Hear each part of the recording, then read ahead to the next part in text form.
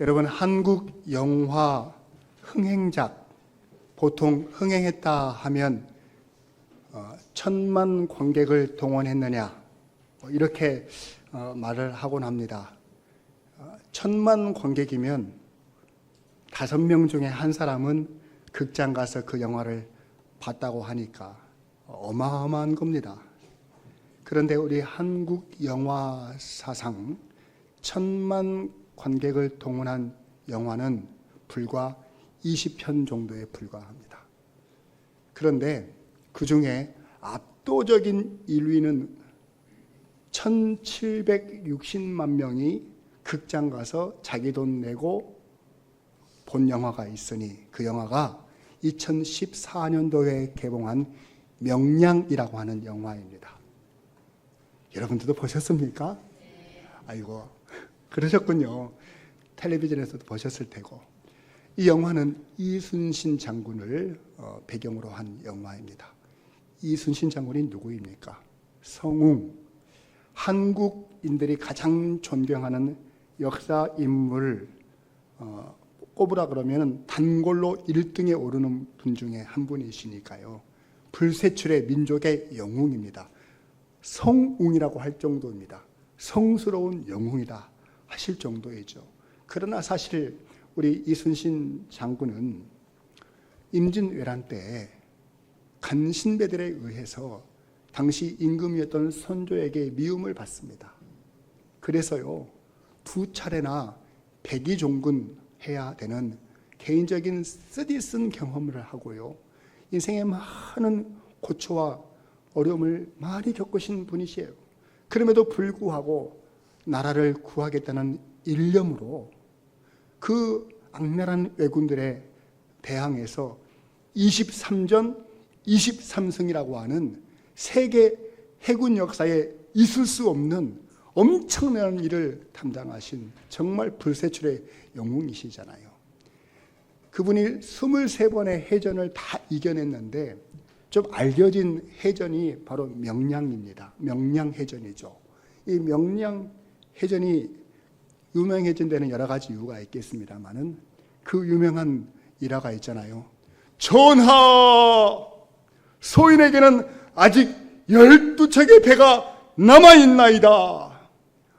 어떤 사료에 의하면 13척이라고도 하고 12척이라고도 하는데 그건 뭐 중요한 것이 아니고 그 작은 배로 무려 133척에 이르는 10배가 넘는 그 일본을 향해서 이겨냈다는 것이 대단한 일인 것이죠. 참, 그런데 그뿐만이 아니고요, 또 한 가지 일화가 있는데 명량해전이 있던 바로 전날 이순신 장군이 휘하의 모든 군사들을 다 연병장에 세워놓고 이런 말을 외쳤습니다. 필생즉사, 필사즉생. 살고자 하면 반드시 죽을 것이고 죽고자 하면 반드시 살 것이니 여봐라, 나를 따르라. 야! 하면서 이제 결상전으로 노량해전에서 큰 승리를 거두게 되었습니다. 그런데요, 이듬해인 1598년도 노량해전을 맞이하게 되었는데 이제 전세가 거의 기울었고 조선 땅에 남아있는 나머지 왜구를 몰아내기 위한 이제 마지막 전투가 될 것입니다. 필사항전을 가지고 이렇게 담당했는데 이 노량항전에 그 유명한 말이 있잖아요. 여봐라, 나의 죽음을 적군에게 알리지 마라. 적의 군사가 쏜 총탄에 가슴을 맞은 이순신 장군이 전사하게 되어버렸습니다. 이순신 장군은 나를 따르라. 그래서 그 군사들과 함께 나라를 정말 멸망 직전에서 구해냈습니다마는 정작 자기 목숨은 구원할 수 없는 인간의 한계를 가지고 있었던 분이십니다. 이 필생즉사, 필사즉생 이 말이 이순신 장군이 원조인 줄 알았더니 그게 아니라 성경에 나와 있는 얘기입니다. 예수님께서 하신 말씀이에요. 나를 따르라. 누구든지 나를 따라오려거든 자기를 부인하고 자기 십자가를 지고 나를 따라올 것이다. 나는 이제 예루살렘으로 올라가서 온 인류의 구원을 위하여 내가 십자가 사명 감당하겠으니 자기 목숨을 구원하고자 하는 자는 나를 따라오거라. 그런데 따라오려면 너희들이 세 가지는 먼저 알아야 되겠다. 첫 번째, 자기 목숨 그러는데 사람의 목숨이 자기한테 있지 않고 하나님에게 있음을 알아야 된다. 우리 지난주에 그런 말씀을 함께 말씀을 나누었어요. 그리고 두 번째, 세 번째 알아야 할 것이 있는데 오늘 본문 36절 말씀부터 38절까지의 말씀을 통해서 두 번째는 무엇이냐? 사람 목숨의 가치가 얼마나 귀한 것인지 먼저 알아야 되겠고, 두 번째, 구원을 얻는 방법과 때도 알아야 예수님을 따르는 일에 힘듦이 없을 거예요. 오늘 이 두 가지를 차례대로 살펴보면서 자기의 목숨을 다 구원받고 충분히 구원받고 영원토록 구원받는 모든 성도님들 다 되실 수 있기를 주님의 이름으로 축원을 드립니다. 우리 먼저 본문 말씀 36절 같이 읽겠습니다. 시작. 사람이 만일 온 천하를 얻고도 자기 목숨을 잃으면 무엇이 유익하리요? 라고 말씀하십니다. 이 말씀은 지금 예수님을 따르려고 하는 무리와 제자들에게 하신 질문입니다. 이 질문을 자세히 보면 사람의 목숨값이 얼마나 귀한지 너희는 알고는 있느냐라고 하는 질문의 의도인 것입니다. 사람이 만약에 온 천하를 얻고도 천하를 다 가졌어요. 근데 자기 목숨이 끊어지면 그게 무슨 소용이 있겠느냐 이런 말씀이시잖아요. 여러분, 온 천하를 얻는다는 말씀 속에서 과연 인류 역사상 온 천하를 얻은 사람이 있습니까? 없습니까? 없습니다. 과장도 너무 심한 과장입니다. 그렇잖아요? 그런데 이 온 천하를 얻는다는 말을 은유적으로 표현을 할 때가 있습니다. 예를 들면 삼국지연의에 유비가 위초고 세 나라를 통일함으로써 천하를 얻었다라는 말을 쓰기도 하고요. 그리고 이성계가 조선을 세웠는데 그 조선을 세우면서 천하를 얻었다 이런 말을 사용하는 경우가 있잖아요. 그러니까 이 말은 이렇게 해석을 해볼 수가 있어요. 당신이 왕이 되고 싶으냐? 예, 제가 천하를 다스리는 왕이 되고 싶습니다. 그래? 그러면 내가 너에게 왕관을 씌워주마. 대신 네 목숨을 내게 다오. 그런 얘기인 겁니다. 네가 왕관을 선택할래? 네 목숨을 선택할래? 여러분, 왕관을 쓰는 동시에 목이 잘리면 그 왕관이 무슨 의미가 있고 무슨 유익이 있겠습니까?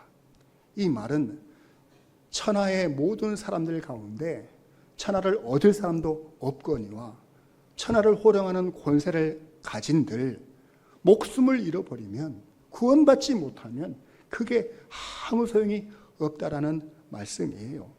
그러니까 저와 여러분들이 생각할 때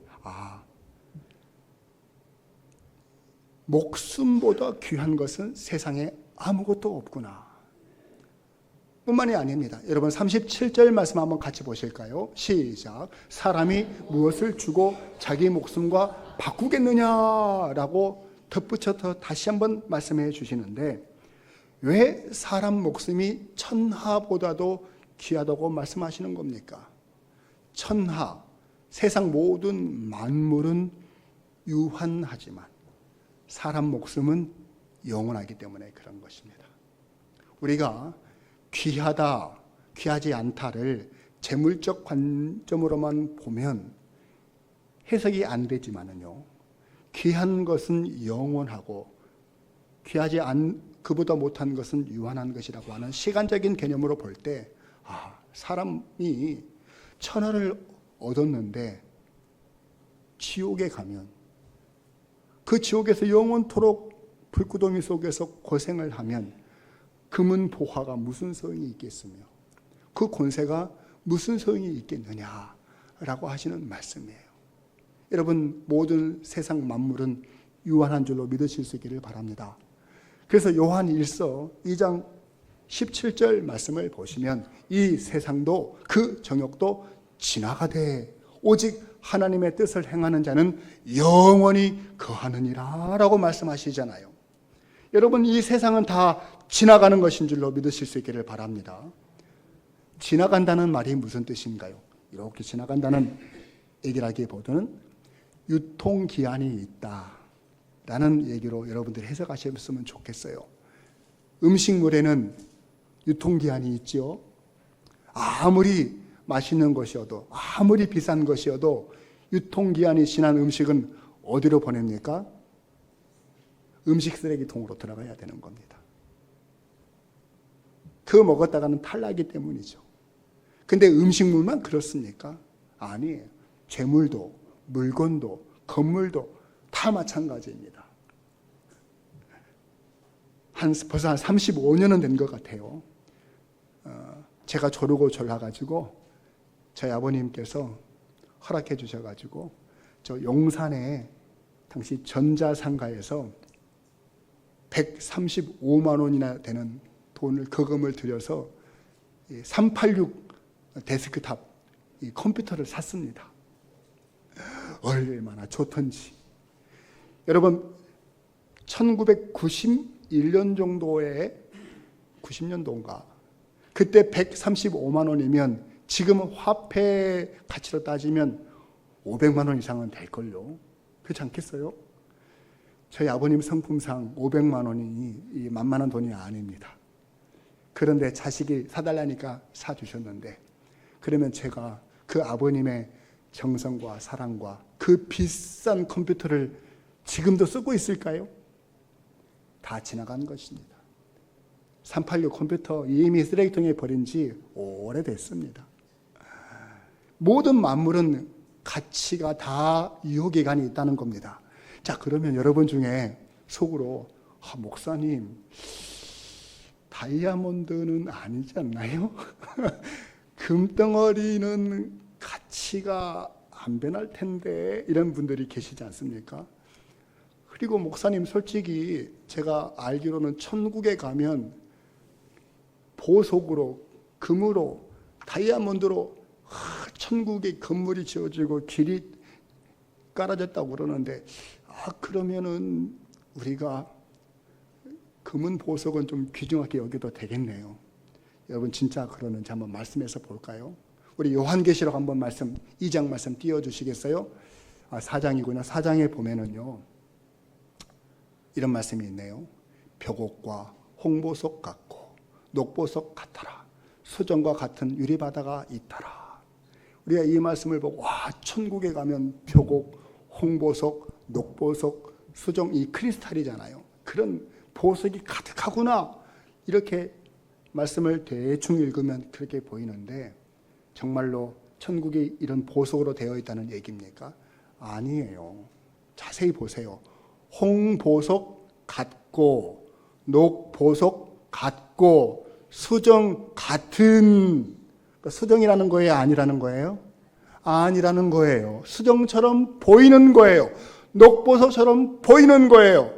보석처럼 보이는 것이지 보석이 아니에요. 그러면 이것이 가리키는 것이 그러면 건물이고 길이냐? 아니에요. 자세히 보세요. 앉으신 이의 모양이 벽옥 같고 홍보석 같고 녹보석 같고 수정같이 찬란하다는 거예요. 그러니까 하나님의 영광이 찬란함을 어떻게 표현을 할까 고민하다가 성경을 기록하신 분이 어떻게 하나님의 영광을 표현하지? 보석으로 표현했다는 거예요. 여러분 믿으실 수 있기를 바랍니다. 그럼 이 말씀뿐이냐? 그렇지 않아요. 요한계시록 21장 말씀을 띄워줘 보세요. 여기에 보면 거룩한 성 예루살렘이 하늘로부터 하나님께로부터 이 땅에 내려오는 정말 최후의 날, 그리스도의 날에 하늘로부터 예루살렘이 내려오거든요. 거룩한 성이 내려오는데 그 모습이 어떠해 보여요? 귀한 보석 같고 벽옥과 수정 같더라. 벽옥 같고 수정 같다는 말이 벽옥이라는 말이에요? 수정이라는 말이에요? 그게 아니라는 거예요. 그러면 새 예루살렘이, 거룩한 성이 그러면 보석으로 되어져 있느냐? 그렇지 않고 그 안에 무엇이 있어요? 하나님의 영광이 계시기 때문에 그 영광스러운 하나님의 찬란함이 그 건물에 압도되어 비춰지고 있는 모습이라고 말씀하시는 줄로 믿으실 수 있기를 바랍니다.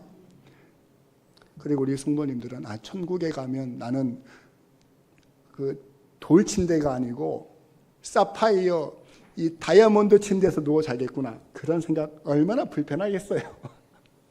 그런 생각보다는 하나님의 영광의 찬란함을 표현하셨구나.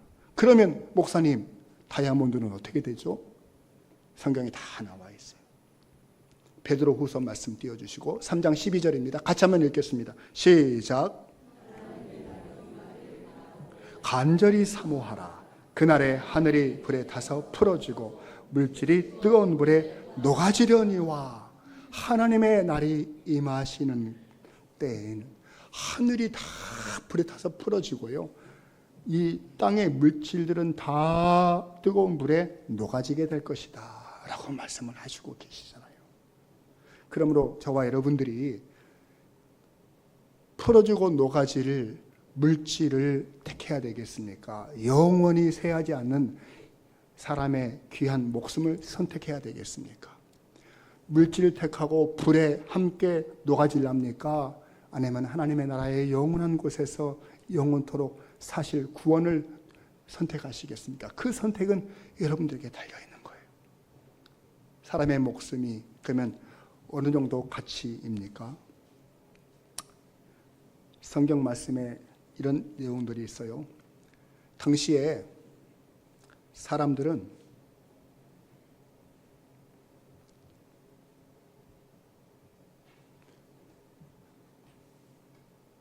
주인이 있고 청지기가 있고 그리고 품꾼이 있고 맨 밑에 천한 직업이 종입니다. 노예. 종이나 노예는 비싼 값을 쳐줄 때 은 30냥 정도 쳐주는 것입니다.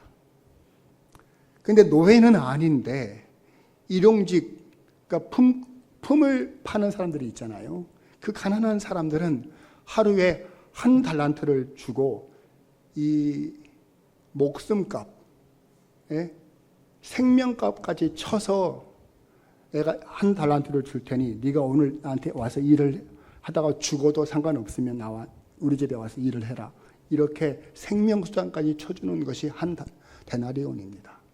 그러니까 당시 사람들 사이에서는요, 저 사람은 얼마짜리, 저 사람은 얼마짜리 나름대로 평가하는 금액이 있었단 말이에요. 근데 예수님은 그렇게 말씀하십니까? 그렇게 말씀하시지 않잖아요. 온 천하보다도 귀한 목숨이다. 누구든지, 왕이든지 종이든지 부자이든지 가난한 자이든지 우리 주님은 모든 사람의 생명을 존귀하게 보고 계심을 믿으실 수 있기를 바랍니다. 그래서요, 세상 그 무엇으로는 살 수 없는 사람의 목숨을 하나님의 독생하신 아들이신 예수님의 당신의 몸값을 지불하시고 저와 여러분들을 생명을 건져내어 구원해 주신 줄로 믿으실 수 있기를 바랍니다. 그러니까 내 생명 목숨값은 하나님의 아들의 목숨값이다. 이 믿음만 가지고 살아도 우리 주님 따라가는 일에 전혀 부족함이 없고요, 믿음으로 승리하는 일에 거침이 없는 줄로 믿으실 수 있기를 바랍니다. 우리 모든 성도님들은 세상의 물질의 마음을 빼앗기지 아니하고 내 영혼의 상태를 살피며 살아가는 믿음의 사람들 다 되시기를 주의 이름으로 축원을 드립니다. 우리 마지막으로 이어서 38절 상반절 말씀 크게 읽겠습니다. 시작. 누구든지 이 음란하고 죄 많은 세대에서, 자기 목숨을 구원하고자 하는 사람들이 꼭 알아야 될 세 번째는 과연 구원의 때와 방법을 알고 있느냐라고 질문하시는 것 같습니다. 지금 예수님께서 당신의 말씀을 듣고 있는 사람들에게 이렇게 말씀하시는 겁니다. 여러분, 지금 당신들이 살고 있는 이 세상은 여러분들이 만나고 경험하는 모든 사람들은 다 음란한 사람들이에요. 죄가 많은 사람들이에요. 이렇게 말씀하시는 겁니다. 왜 그렇게 말씀하시느냐? 음란한 사람의 특징이 무엇입니까? 배우자에게 만족하지 못한다는 겁니다. 그래서 다른 데에 마음을 빼앗기는 사람을 두고 음란한 사람이라고 합니다. 그러면 부부가 행복해질 수 있습니까? 그럴 수가 없는 것입니다. 주님께서 이런 말씀을 대놓고 하시는 이유가 무엇이냐면 예수님은 이 땅에 신랑으로 오셨습니다. 근데 신부가 마땅하게 여기지 않는 거예요. 예수님을 보고 마음을 주지 않아요. 예수님을 사랑하지도 않아요. 예수님이 부끄러워요. 그렇게 여기는 사람들 때문에 예수님이 너무 섭섭하시고 괴로우신 겁니다. 그래서 음란한 사람들이라고 얘기하시는 겁니다. 당시 지도자들이었던 사두개인들, 바리새인들, 서기관들 생각해 보십시오. 어릴 적부터 성경을 배우는 사람들이잖아요. 하나님을 잘 섬긴다고 자랑하는 사람들이잖아요. 그 사람들은 일주일에 2번씩 금식합니다. 그리고 전통대로 살려고 노력하는 사람들입니다. 11조 생활 따박따박 잘하는 사람들입니다. 그런데 주님이 보실 때에는 너희들이 말로는 하나님을 사랑한다고 하지만 마음으로서는 멀리 있구나. 이게 무슨 말이에요? 음란하다는 얘기잖아요. 그리고 예수님에게 뭐라고 합니까? 저 예수는 바알세불 곧 사단의 왕이 짚혀서 능력을 행하고 다니는 사람이다. 그러니 신성 모독자이다. 저 사람을 당장 죽여야 돼. 얼마나 죄를 많이 짓고 있습니까? 그래서 예수님이 그렇게 말씀하시는 거예요. 그럼 일반 백성들은 어떻습니까? 예수님 가시는 곳마다 사람들이 막 모여들었습니다. 예수님, 예수님 막 모여듭니다. 그런데 정작 예수님이 능력을 행하여 먹을 것을 주시고 병을 고쳐주시고 귀신을 몰아내주시면 예수님을 막 따라다니고 좋아하는데요. 예수님이 조금만 부담 주는 얘기 하잖아요. 힝! 하고 뒤돌아서고 따라 나서지를 않아요. 그래서 예수님을 이제 예루살렘에 올라가시겠다고 하니까 저들은 하는 생각이 예수님을 우리의 왕으로 세우면 어떨까? 억지로 임금을 삼고자 했던 것입니다. 왜요? 예수님을 사랑하기 때문에요? 아니에요. 예수님이 임금이 되면 우리 먹고 사는 문제 해결해 주실 것 같은데 예수님이 목적이 아니고 선으로밖에 여기지 않았기 때문에 그렇게 말씀하고 그렇게 생각하는 저들에게 얼마나 마음 상처를 많이 받으셨던지 이 음란하고 죄 많은 세대에 사는 너희들이요 이렇게 말씀을 하고 계시는 겁니다. 그러면서 주님이 이어서 38절 하반절 말씀에 뭐라고 말씀하십니까? 같이 읽습니다. 시작. 나와 내 말을 부끄러워하면 인자도 아버지의 영광으로 거룩한 천사들과 함께 올 때에 그 사람을 부끄러워하리라. 주님의 경고의 말씀이 담겨져 있습니다. 내가 예루살렘으로 이제 너희를 구원하기 위해서 가려고 하는데 나를 따라오는 것이 부끄럽니? 이렇게 물으시는 거예요. 왜? 내가 많은 고난을 당하고 사람들에 의해서 버림을 당하게 될 것이고 십자가에서 죽게 된다고 하니까 이제 나를 안 따라올 거야? 부끄럽다고 생각하니? 내가 예수님을 따라다닌 것은 내가 한 자리 하고 싶어서인데 내가 성공하기 위해서인데 고작 따라다니는 결과가 내가 웃음꼴 당하자고 예루살렘에 가는 것인가? 지금 너희 속으로 나를 부끄러워하고 있니? 라고 질문하시는 겁니다.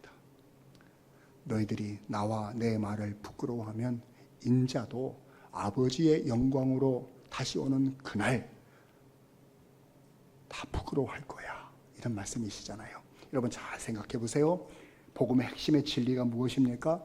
초림으로 오신 예수님은 그야말로 백이종군하는 마음으로 하늘의 영광 보좌를 내려놓으시고 종의 형체인 사람의 모습으로 이 땅에 오셔서 섬김을 받기보다는 도리어 섬기려 하고 많은 사람의 대성물로 자기 몸을 내어주시는 희생양이 되어 주셨잖아요.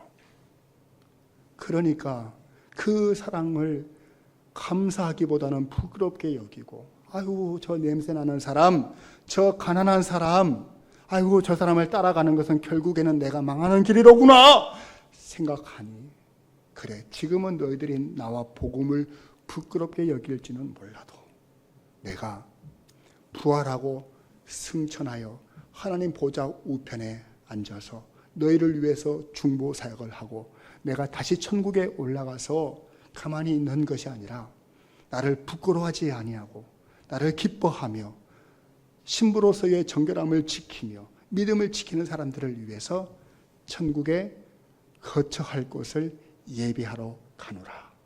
그 너희의 집이 다 준비되어지면 내가 다시 올 텐데, 초림 때에는 연약한 육체의 몸을 가지고 왔지만 다시 올 때는 그렇게 오는 것이 아니고 하나님의 영광 그대로 내려올 것이다. 그때도 내가 부끄러울 것 같으니, 그때도 너희들이 나를 무시할 것 같으니, 그때 내가 오면 나 혼자 올 것 같으니, 하늘의 영광에 찬란한 권능을 가지신 거룩하신 하나님이 출동하시는데 천군 천사들이 호위하며 이 세상의 지축을 흔들고 하늘을 풀어내고 이 모든 물질을 뜨거운 불로 녹아내릴 엄청난 권능을 올 텐데, 그때도 부끄럽겠니? 아니야. 내가 너희를 부끄러워할 수가 있어.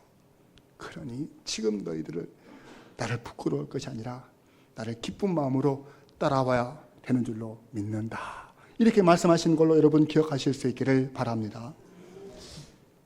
어떤 집사님이요, 명절을 맞이해서 시골에 아버님에게 찾아갔어요.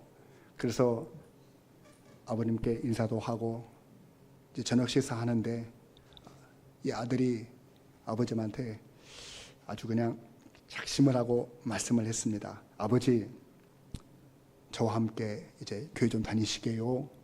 네! 뭐 교회 다니라고? 너 이놈아, 네가 나한테 그렇게 얘기하면 안 되지. 내가 내 눈에 흙이 들어와도 나는 절대 교회 안 나간다. 왜요 아버지? 교회 다니면 좋아요. 예쁜 권사님도 계시고요. 그랬더니 야 이놈아, 너 나한테도 아버지라고 그러고 교회 나가서는 하나님한테도 아버지라고 그러던데 어떻게 자식이 두 아버지를 섬길 수 있니? 네가 내 자식이면 그래서는 안 되지. 나는 절대 그런 버려자식은 내가 용납하지 못해. 너 다시 한 번만 나한테 교회 나가라고 그런다면 너하고 부자지간 인연을 끊자. 다시는 그런 말 하지 마. 한 번만 더 하면 너뿐 아니라 너 자식들도 다 못 나가게 할 거야. 뭐 이렇게 으름장을 놓으니까요, 이 집사님이 그냥 코가 바짝 죽어가지고 교회를 다음 주일 날 찾아와서 목사님한테 목사님 저 이런 일이 있었습니다 이렇게 얘기하니까 목사님이 집사님 이제 영적 전쟁이 이제야 시작이 됐군요. 이제 잘 이겨내시기를 기도하겠습니다. 목사님 어떻게 하면 좋을까요? 우리 아버님은 정말 복음을 전해도 안 되네요. 집사님, 강한 사람이 이깁니까? 버티는 사람이 이깁니까? 강한 사람이 이기는 게 아니고 끝까지 견디는 자가 승리하게 될 줄로 믿습니다. 그러니까 끝까지 버티십시오. 10번 찍어 안 넘어가는 나무가 있다 없다? 없잖아요. 10번은 해보세요. 그래요? 알겠습니다 목사님. 그리고 다음 또 명절을 맞이해가지고 아버지한테 찾아가서 아주 그냥 더 마음을 먹고 아버지 제가 드릴 말씀이 있습니다. 그때 아버지 얼굴이 싹 색이 바뀌는 겁니다.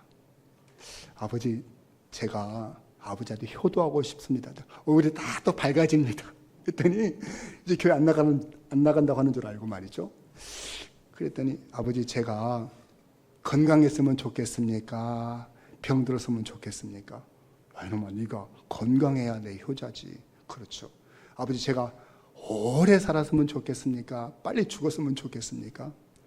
야 이놈아 네가 오래 살아야 나한테 효도하는 내 아들이지. 그렇죠.